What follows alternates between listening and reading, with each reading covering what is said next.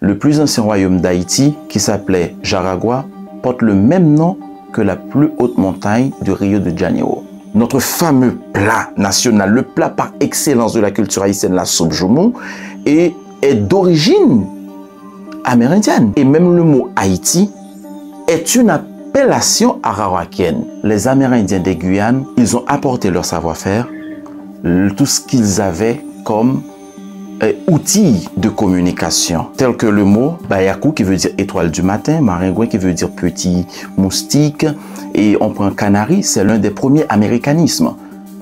Cano, en Guyane on dit canon, et chez nous en Haïti on parle de canotte. Marc Ringo Gervais, alors merci d'avoir accepté notre invitation pour discuter avec vous sur vos livres, surtout sur votre livre « L'âme haïtienne, le cœur guyanais », qui est sorti l'année dernière. Donc on va discuter de ce livre, mais avant de, on va dire, d'entamer la discussion, est-ce que vous pouvez vous présenter pour ceux qui nous regardent et qui ne vous connaissent pas? Je suis Marc Ringo Gervais, né en Haïti, diplômé à l'Université de Guyane en histoire, et je suis un auteur avec une plume impliquée, profondément humaine. J'arrive de la Guyane française, terre de métissage, de résistance. Je suis tout à fait honoré, flatté d'être là à Haïti Inter. Franchement, je vous remercie. Franchement, il n'y a pas les mots qu'il faut pour vous remercier pour le travail que vous êtes en train d'accomplir. Donc franchement, c'est un immense plaisir d'être là avec vous. Merci beaucoup Marc Ringo Gervais. Alors, tout de suite, on va dire, entrer dans le sujet. D'abord, il y a quelque chose qui me frappe dans votre ouvrage. On parle bien sûr de l'âme haïtienne, le cœur guyanais. Alors, c'est un livre assez passionnant. Alors, en fait, dans la première partie du livre, effectivement, vous avez mentionné l'héritage amérindien, cet héritage commun entre Haïtiens et Guyanais. Ça m'a frappé surtout le créole haïtien, notre créole, effectivement. On retrouve dans votre livre, effectivement, vous avez fait état de pas mal de mots et qui sont, on va dire, en réalité, qui sont des mots amérindiens qu'on connaît aujourd'hui, qui nous sont familiers, par exemple, coucouille, etc., canari, tout ça. Ça, j'ai trouvé ça assez passionnant et comme, on va dire, comme socle commun entre eux. Parce qu'on a tendance à oublier cet héritage amérindien de la culture haïtienne, n'est-ce pas? Effectivement, Guy. Et l'héritage amérindien dans le créole haïtien est percutant, perceptible déjà à première vue. Donc il faut tout simplement poser le curseur, un curseur réflexif sur les mots, parce que les mots ont une histoire, les mots ont un parcours, parce qu'il y a pas que le voyage des humains, un déplacement humain. Quand l'humain se déplace, il se déplace avec les mots, avec tout ce qu'il a dans son intrinsèque. Donc, pour centrer ma réflexion sur la question, pour apporter la réponse, effectivement, et plus loin de nous, il y a eu un rapport très très ancien entre Haïti et la Guyane, voire plurimillénaire. Donc, avant la colonisation, les Amérindiens des Guyanes migrèrent vers les îles de la Caraïbe. Donc, ils ont apporté leur savoir-faire, tout ce qu'ils avaient comme outils de communication. Donc, tel que le mot Maringouin, Bayakou qui veut dire étoile du matin, Maringouin qui veut dire petit moustique, et on prend Canari, c'est l'un des premiers américanismes. Cano, en Guyane on dit canon, et chez nous en Haïti on parle de canotte. Donc il y a une palette de termes qui enrichit une palette de thèmes qui enrichit le créole haïtien.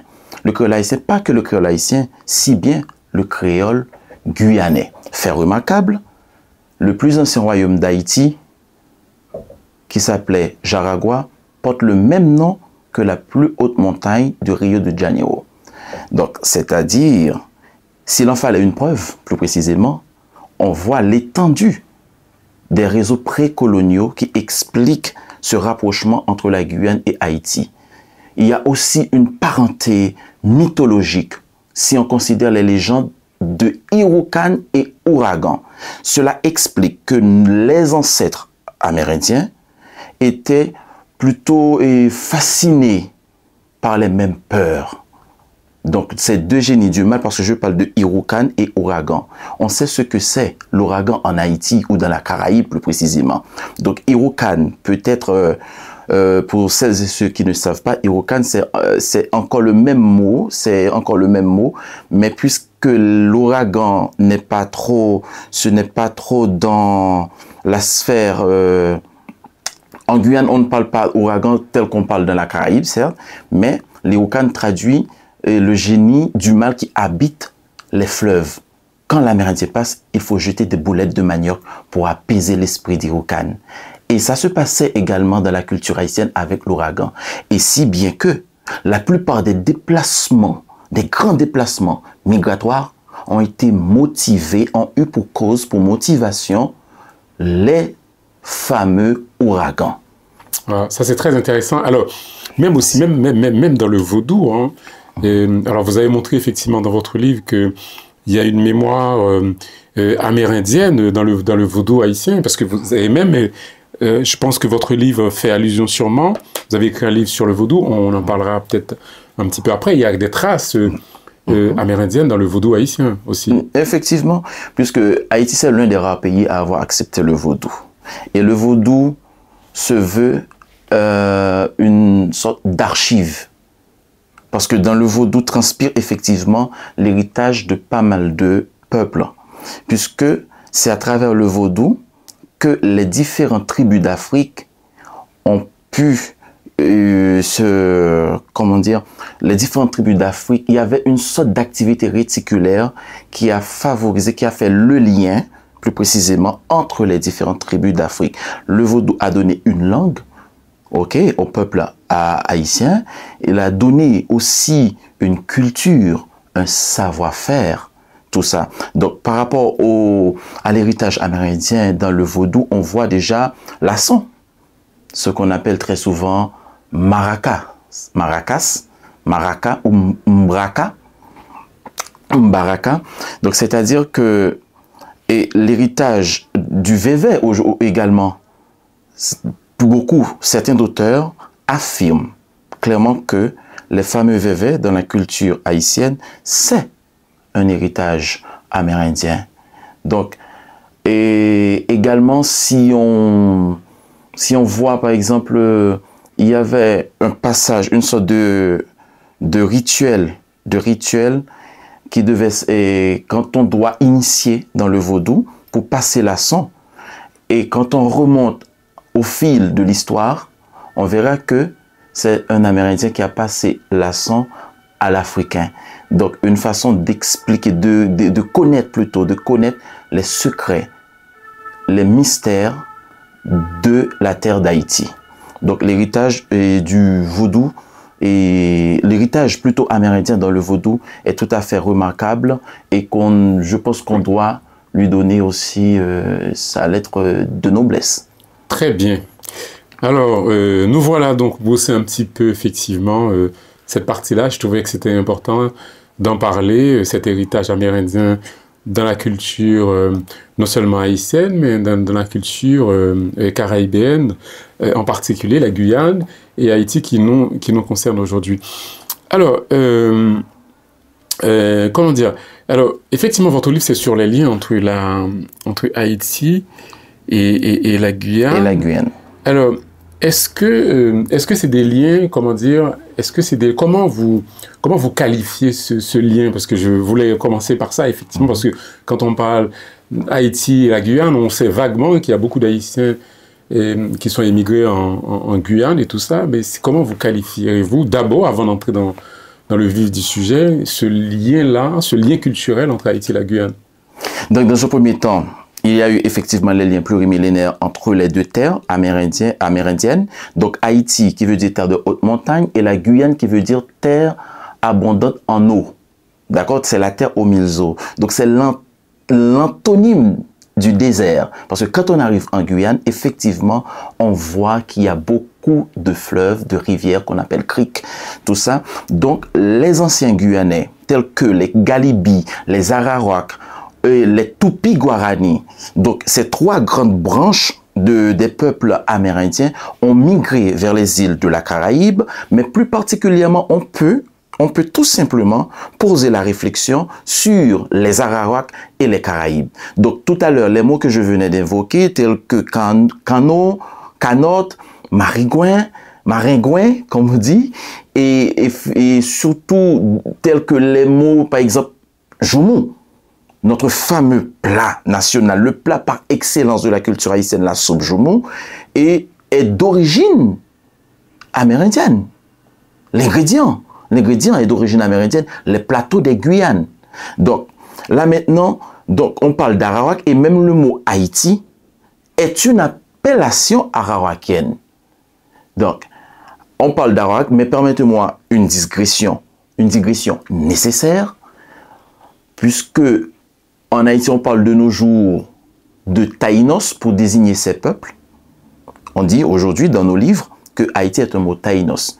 Mais le mot Taïnos, dans son usage, n'a pas la même signification durant l'époque coloniale. Le mot Taïnos à l'époque coloniale, tout simplement,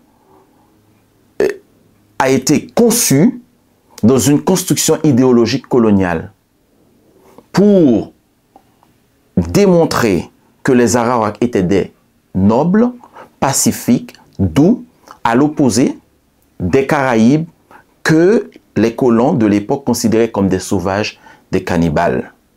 Donc, injustement, qualifiés de cannibales, de brutal, qu'il fallait à tout prix asservir. Des Caraïbes, plus précisément les Kalignats de Guyane. Aujourd'hui, on les appelle Kalignats. Kalignats, et il y en a d'autres groupes aussi de Caraïbes, parce que Caraïbes, c'est plus large.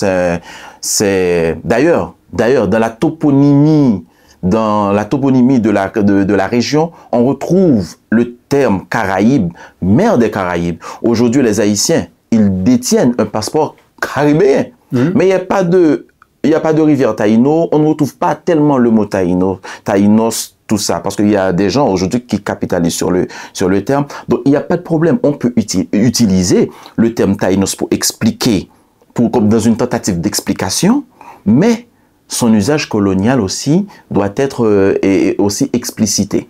Donc, je ferme cette parenthèse critique. C'est pour dire que les liens entre Haïti et la Guyane datent depuis des milliers d'années, donc avant même l'arrivée de Christophe Colomb en 1492. Donc il y a eu une interconnexion, il y a eu une activité réticulaire entre les peuples amérindiens des Guyanes qui se trouvaient entre le bassin de l'Orénoque et l'Amazone. Si bien que, comme je le disais précédemment, que le plus ancien royaume d'Haïti, Jaragua, qui avait pour cacique Anacaona, Boekio dans un premier temps, Anacaona par la suite, Jaragua, c'est la même appellation de la plus haute montagne au Brésil. Comment ça se fait? Donc, il y a eu ces échanges-là. Donc, les réseaux, il y avait vraiment une activité plutôt syncrétique entre les peuples des Amérindiens des Guyanes et la Caraïbe. Donc après, plus proche de chez nous, on va avoir une proximité culturelle qui va se développer, et avec l'arrivée des Haïtiens en Guyane par l'initiative de résidents français. Très bien.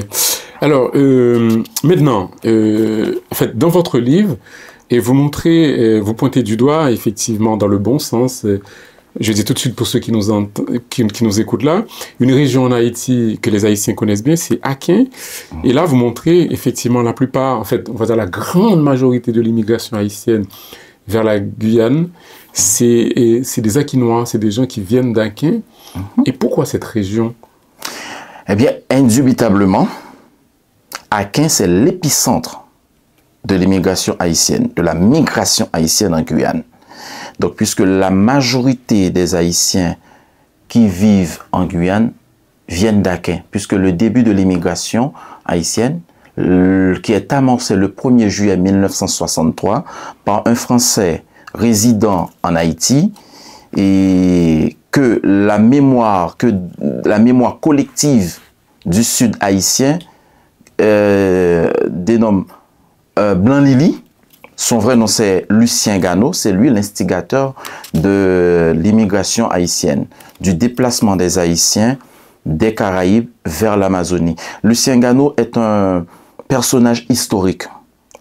Il est plus précisément celui qui a tracé, qui a conduit les Haïtiens en Guyane. Il est né en France en 1914 à Villeneuve-Loubet.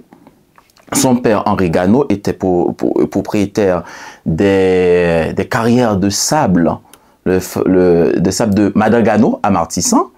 Et également, il possédait pas mal d'usines de vétiver. Et surtout, il avait aussi l'hôtel Simbi Continental. Donc, c'était une famille qui s'évertuait dans l'économie et de vétiver en Haïti. Et Lucien Gano, par rapport aux remanences de l'ouragan Hazel qui a complètement détruit l'économie haïtienne en 1954, donc face à la concurrence également de Louis Desjoie, qui était aussi dans le secteur du vétiver, il envisageait d'explorer de nouveaux horizons. Donc c'est ce qui va conduire les Haïtiens en Guyane, dont l'instigateur Lucien Gano. La grande majorité de ces migrants viennent plus précisément d'Aquin. Donc, c'est-à-dire, si je comprends bien, effectivement, il y a eu une espèce de rivalité, vous le racontez bien dans votre livre. Exactement. Entre Louis Desjoie et ce Lucien Gano, oui. Blanc Gano. Blanc-Lili. Blanc-Lili, pardon. Exactement. Effectivement, donc, et lui, il a, comment dire, exporté son activité vers la Guyane, oui. Et il a fait venir des Haïtiens pour travailler dans la culture du vétiver. Dans la culture du vétiver, exactement, donc, en Guyane. Donc, c'est comme ça que sont arrivés les premiers Haïtiens en Guyane. C'est dans ce contexte économique. Pour Lucien Gano, un contexte économique, mais pour les 28 Haïtiens qui vont arriver en Guyane, c'est dans une sorte de reconstruction par rapport aux conséquences de l'ouragan Hazel. D'accord, donc les premiers Haïtiens qu'il a fait venir, ils étaient au nombre de 28, c'est ça? De 28. Okay. Donc plus précisément, ils vont arriver en Guyane, parce que le voyage est amorcé le 1er juillet 1963. Ils vont laisser Haïti, le 1er juillet 1963. Ils vont arriver en Guyane le 2 septembre 1963, au port de la Riveau, à 17h30. Pour plus de précision. Ah ouais, d'accord. Donc, et de là, ils vont être installés au Galion, et Galion sur la route de l'Est, qui conduit vers la frontière brésilienne, donc la plus grande frontière de France, hein, 730 km de frontière entre le Brésil et la France. Donc, c'est là qu'ils vont être confinés, plutôt isolés, au Galion, et ils sont au nombre de 28. Et là, il commence à travailler. Bon, les conditions de travail, ce qu'il espérait, n'étaient pas au rendez-vous. Il va y avoir des comportements subversifs et des séditions, ainsi de suite, ce qui va un petit peu perturber les activités de l'entrepreneur Lucien Gano, qui les avait conduits en Guyane. Alors, il y a eu ensuite, après on va dire ce 2 septembre 1963, l'arrivée des premiers Haïtiens par Lucien Gano. Dans les années 70, c'est une autre ambiance plutôt. Alors, effectivement, j'ai lu dans votre livre, effectivement, il y avait une chanson même en Guyane qui illustrait l'arrivée des Haïtiens et tout ça. Je ne me rappelle plus, je l'ai lu quelque part dans votre livre. C'était assez, ça m'a fait rire. Oui, ça traduit la réalité.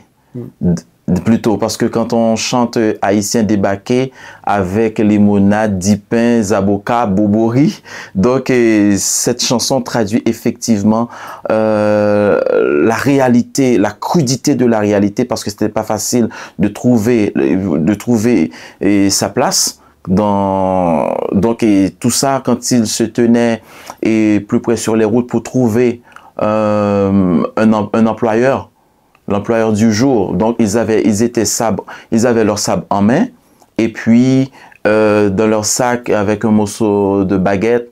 Et puis, ils avaient aussi une boisson et cola, Fanta. Tout ça est juste pour un petit peu amortir, en fait, amortir le coût, la réalité, le coût dur de cette réalité.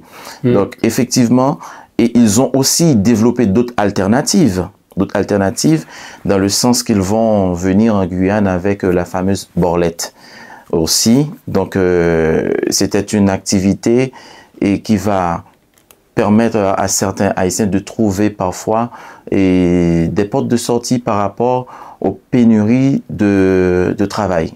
Oui, c'est ça que la borlette, effectivement, les Haïtiens, et j'ai beaucoup entendu parler de ça, les Haïtiens s'organisent effectivement pour faire leur propre loterie, qui s'appelle la borlette. Et ça, c'est une activité, on va dire, entre guillemets, clandestine.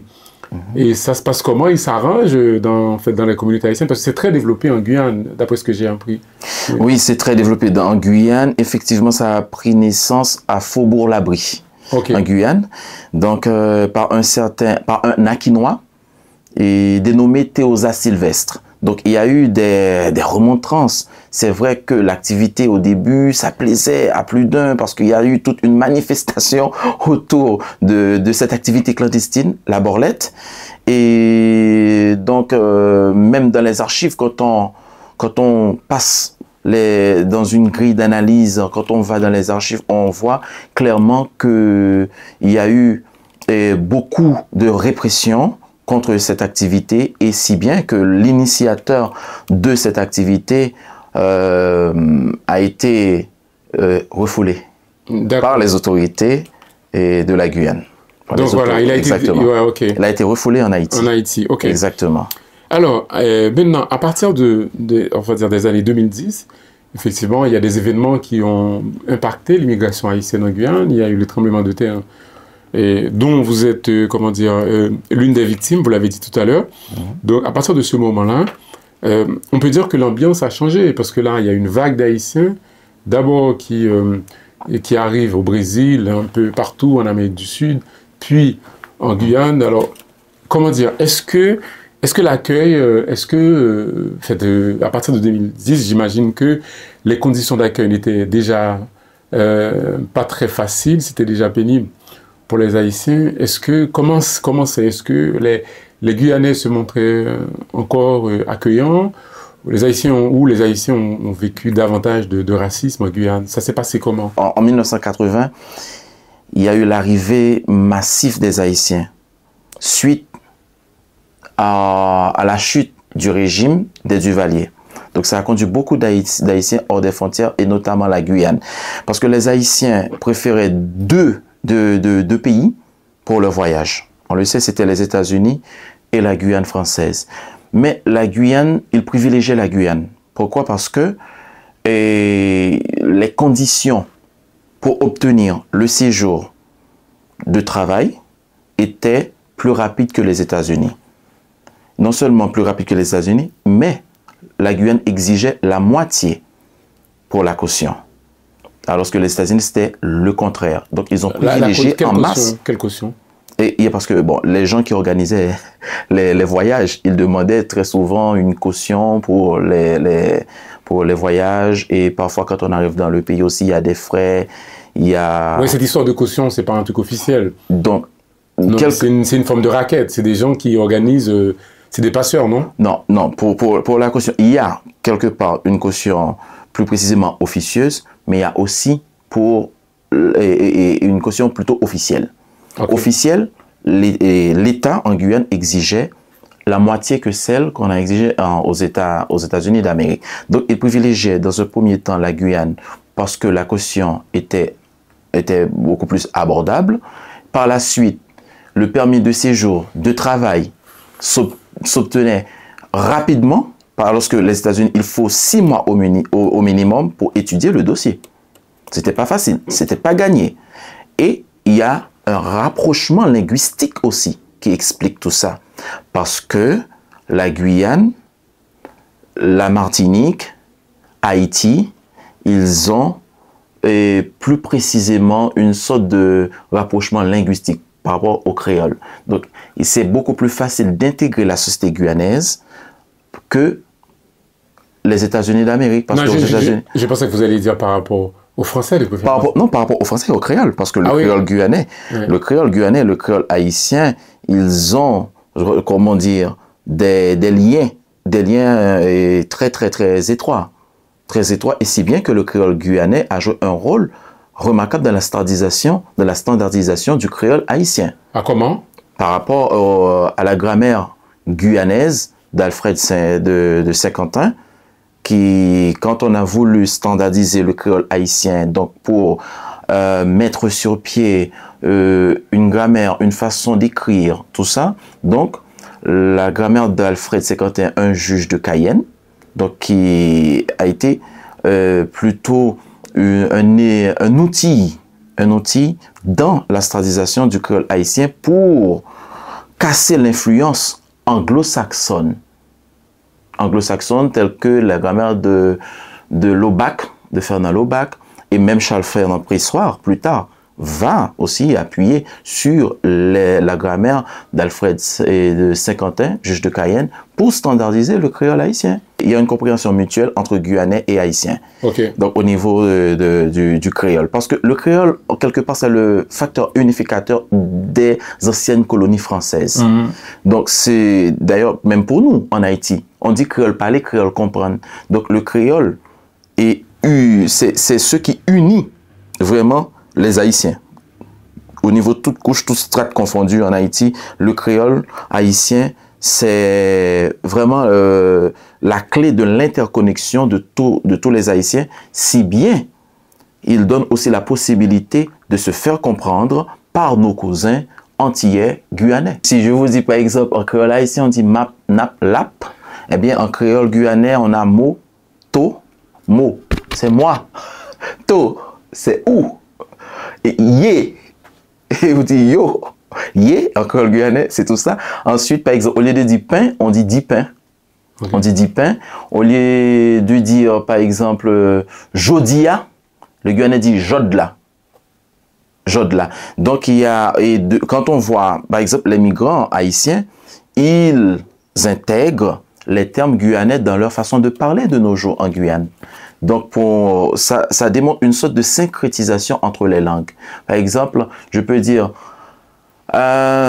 Sato Kabay. En haïtien, on dit Sak passé, Sakabay. Alors que les haïtiens disent Sakabay. Et en créole guyanais, on dit Sato Kabay.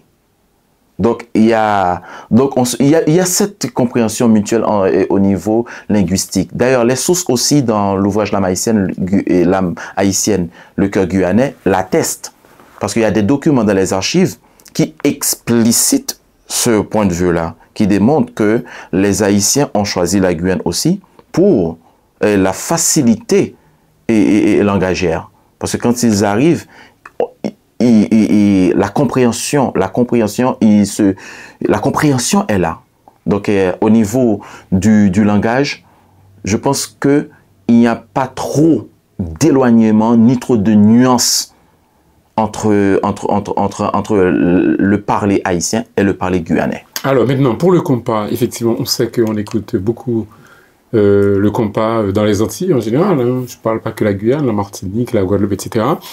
Effectivement, là, vous nous racontez dans votre livre, effectivement, les Guyanais et Haïtiens dansent sur le compas. Comment ça s'est fait, la pénétration du compas en Guyane? Ça commence avec le groupe Skacha. Le groupe Skacha, donc, est arrivé en Guyane. Donc, avant, les Guyanais dansaient plutôt, Exalron, et c'était vraiment ce groupe-là qui ambiançait vraiment la Guyane. Par la suite, le groupe Skacha est arrivé et ça a été bien accueilli, ça a été un succès. Donc par la suite, il va y avoir une pléiade de groupes qui vont ambiancer la Guyane, de groupes haïtiens, d'orchestres haïtiens qui vont ambiancer la Guyane, tels que le groupe, comment dire, Tabo Combo. On retient Tabo Combo, si bien qu'il y a des chansons guyanaises qui font des emprunts, où les chanteurs font des emprunts de Tabu Combo et pour justement perpétuer et tout ça, ces échanges musicaux. Il y a des chansons qui ont marqué la Guyane, plus particulièrement les anciens Guyanais, tels que Jet X, Love to Love. Il y a aussi les Len Chéri, qui ont marqué, franchement marqué la Guyane. Quand on balance ce morceau en Guyane, tout le monde, les Guyanais se disent, ah oui, mon grand-père, ma mère, écoutaient ça, on était petits, mais on s'en rappelle d'aussi loin, qu'on s'en souvienne de ces fameuses chansons. Et oui, on a grandi avec ça. Et d'ailleurs, il y a aussi un orchestre guyanais aussi qui s'appelle Les Mécènes, aussi qui partage et qui perpétue en fait la musique qu'on part hors de nos frontières, par exemple au Brésil, même en Afrique, tout ça. Donc il y a d'autres Guyanais aussi plus jeunes qui essaient aussi de garder toujours garder toujours le rythme. Et si bien que je pense que vous en souvenez de Tinali et Richard Cavé. Il y avait une chanson qui a marqué la société haïtienne, À tes côtés. À tes côtés, cette chanson a marqué la société haïtienne, la société guyanaise.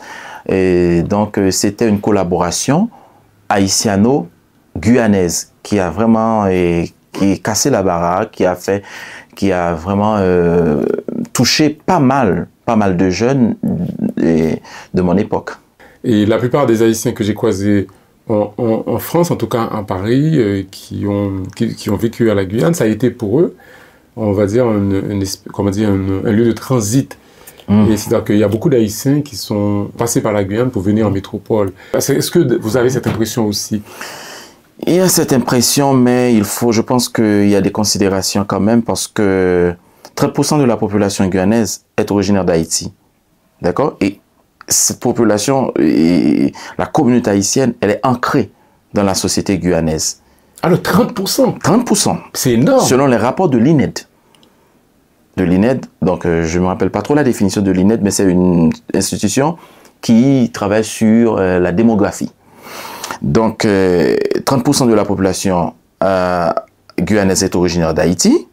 Donc l'activité économique, l'activité au niveau social, associative, donc il y en a pas mal, et les Haïtiens s'évertuent et dans beaucoup de domaines en Guyane française. Donc comme migrants, quand on arrive, on est tout de suite tombé dans les métiers, les travaux 3D. Qu'est-ce que c'est les métiers 3D? 3D, c'est dirty, c'est-à-dire sale, d'accord, et difficile, dangerous. Donc c'est ça, hein, quelque part la migration, on passe par tout ça avant d'arriver au sommet. Donc ça va dépendre aussi, parce que pour la migration haïtienne au Canada, c'est pas tout à fait pareil. On sait qu'il y a des nuances. Mais en Guyane, et cette population, quand ils arrivent en Guyane, ils restent. Ils n'utilisent pas la Guyane comme un pont juste pour venir en France continentale. C'est par la peur, parfois, de ne pas trouver... il y a une sorte de peur, en fait, une sorte de peur au niveau de renouvellement de leur titre de séjour. Parfois, ils sont obligés de laisser la Guyane parce que dans l'imaginaire collectif, on est censé on est beaucoup plus rassurant de renouveler son titre de séjour étant en France qu'en Guyane. C'est ça qui peut expliquer le déplacement d'un Haïtien et à peine arrivé en Guyane qui quitte la Guyane rapidement pour aller en France. Mais après, la plupart des Haïtiens demeurent en Guyane et fait de la Guyane leur mère adoptive. Très très bien.